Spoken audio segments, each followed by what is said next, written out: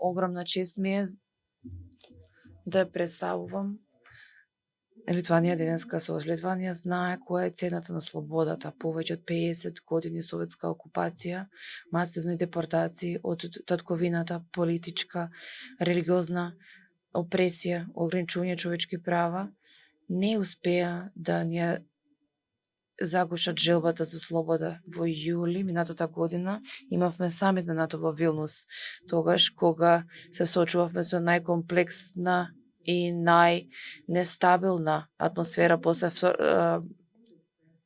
студената војна. Оваа алијанса ни ја засегна нашата заложба и поддршка за Украина, која што се бори за својата суверена слобода и правото да се придружи кон Европската Унија. Ние одбележуваме 10 годишница од руската агресија против Украина, агресија која што се престори во целосна војна пред 2 години, која што имаше за цел целосно да уништи Украина како земја и како народ. Историски гледано, Украина секогаш била горда, непокорна, љубител на земја, секогаш на мир и секогаш противник на Русија. Ова е најголемата закона кон глобалната безбедност и сигурност, не само за Украина. Главно е да се свати дека на крајот влие врз сите низ ова ужасна војна. Литванија заедно со нашите балтичките и нордиските партнери сме први заложници да Украина да се одбере право и по свој извор. Имаме целосна поддршка кон Украина, имаме поддршка финансиска кон неа. Згора на поддршката, солидарноста со Украина, со бизнисите, со обичните граѓани, со невладините.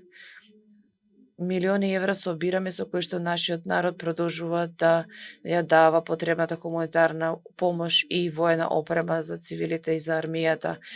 Цениме напорите на Северна Македонија и неговиот став против агресијата на Русија, како и големата хуманитарна и воена помош која што се дава на Украина, како што продолжува војната на Русија против Украина.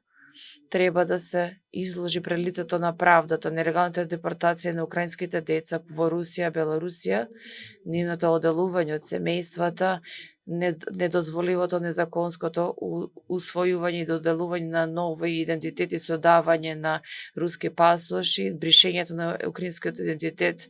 Убедени сме дека особено во Националниот трибунал за кривични дела против Украина, во основа и на ваков суд е најдобар начин дека Русија и нејзиното водство нема да избегат пред лицето на правдата и строго ги осудуваме и одбиваме анексирањето на Русија на Украина, Донецк, Лукац, Запорожње и Херсон. Како што е во случај на Севастополь на Крим, овие нелегални анексации никогаш нема да бидат признати, како и изборите кои што Русија сака таму да ги организира. Екстремно е важно ние индивидуално и колективно секој ден да продолжуваме Украина и украинците во земјата и на фронтот се додека не освојуваат победа над агресорот. Нема време за умор, нема време за одолговлекување. Русија води одолговлекувачка војна против економијата и војните структури на Украина. Затоа зголемувањето на војната и финансиската поддршка на Украина е клучно баш сега.